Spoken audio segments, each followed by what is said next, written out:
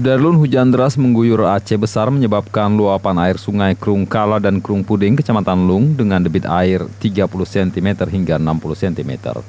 Akibatnya sebanyak 107 kepala keluarga atau 358 jiwa masyarakat Gampung Puding terpaksa mengungsi ke kedai pinggir jalan raya lintas Banda Aceh Calang. Dampak hujan yang mengguyur wilayah Aceh Besar sejak siang hari hingga malam mengakibatkan terjadinya banjir luapan dan longsor di beberapa titik lokasi di Aceh Besar dengan intensitas hujan yang tinggi.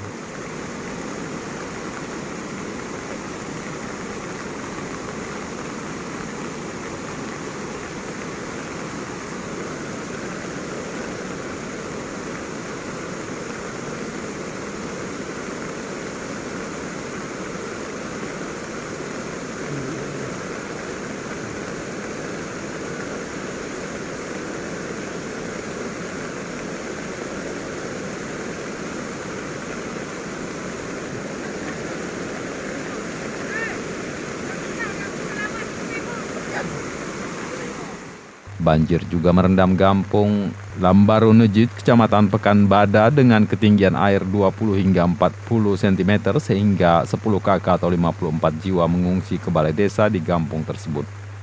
Kalaksa Badan Penanggulangan Bencana Daerah BPBD Aceh Besar Farhan AP menyebut pada Selasa 10 Agustus 2021 hingga Rabu masih mengguyur Aceh Besar dan merendam beberapa kampung.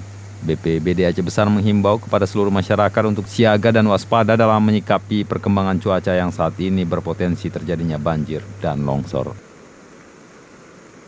Dari Aceh Besar, Asnawi Lui, Serambion TV.